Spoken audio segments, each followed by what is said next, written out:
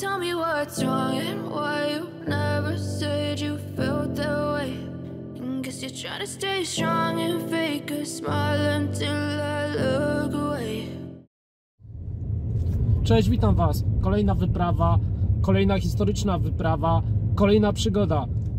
Jedziemy pod Kraków, zbadać pewne miejsce, starożytny kopiec sięgający prawdopodobnie czasów przedpiastowskich, wczesne średniowiecze, czy może nawet piastowskich. A zobaczymy tak dokładnie, co się tam dzieje. O, muszę mijać samochód, bo tutaj wąska droga. Godzina drogi nie tak daleko. Więc słuchajcie, na tym filmie później zobaczycie, co ostało się do naszych czasów właśnie z tego miejsca, jakże ważnego, co dokonali tam kiedyś nasi przodkowie. Ok, skupiam się już na jeździe w drogę.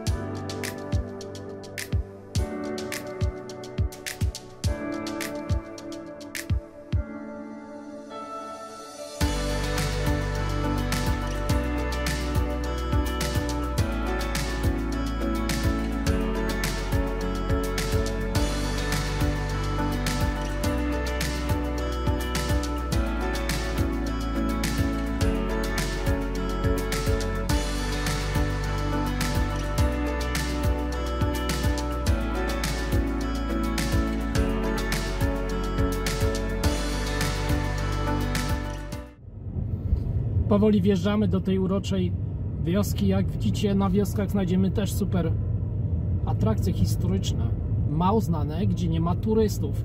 I to nam się właśnie podoba, prawda? Na miejscu pora podejść i poszukać tego kopca. On jest gdzieś tutaj. W dzisiejszym odcinku przybliżę Wam historię, myślę, że bardzo mało znaną, a w tym celu udałem się do miejsca w Pogórzu Wielickim, do małej wsi w Krakuszowicach, znajdującej się 6 km na północny wschód od Gdowa. Bo to właśnie tam znajduje się mały kopiec i jego tajemnicę spróbujemy rozwikłać. Sytuacja jest bardzo trudna, ponieważ kopiec ten nigdy nie został zbadany naukowo i jego pochodzenie jest nieznane. A wszystkie przypuszczenia prowadzą nas do czasów wczesnego średniowiecza. Nie wiem, jak dobrze znacie legendy, ale jedna bardzo znana, Wam też, mam nadzieję, o królu Kraku wiąże się z tym kopcem. Jednak tą historię dzisiaj Wam nie będę opowiadać, ponieważ zrobię o tym osobny odcinek.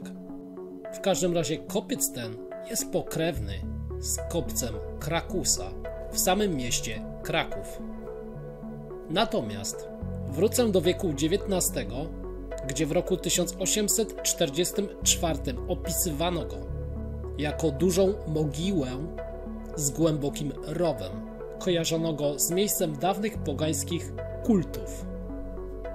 I w roku 1905 miejscowy właściciel nakazał rozkopać kopiec, ponieważ poszukiwał tam skarbów. A ślady tego wydarzenia, które wyglądają jak swoista rana, zobaczycie na moim filmie. Z tym też wydarzeniem wiąże się mroczna historia, ponieważ ów właściciel, który dokonał tego wykopu, zmarł tragicznie, a po nim samym zabudowaniach i dworze do dzisiejszego dnia nie ostało się nic. Również zapiski z miesięcznika krajoznawczego Orli Lot z lutego 1930 roku mówią nam, że w czasie kopania słyszano tutaj dziwaczne jęki oraz tajemnicze hałasy. Natomiast faktem jest, iż natrafiono tam na pionowy słup w środku kopca, co jednoznacznie sugeruje nam, że miał on konstrukcję drewnianą zbliżoną do tego kopca Krakusa w samym Krakowie, co datowałoby go na czas powstania przed początkiem państwa Piastów. To tajemnicze miejsce wiąże się z wieloma też innymi legendami. Podobno wieczorem niebezpiecznie jest tam udawać się samemu. Można bowiem spotkać tajemniczą postać, która jeździ na koniu po szczycie kopca. Kolejna hipoteza wywodzi się też z legendarnej opowieści o synach Kraka, gdzie ponoć jeden z nich mógł być tutaj pochowany, a kopiec został usypany przez poddanych, aby go tutaj upamiętnić, choć sam czyn nosił znamiona morderstwa.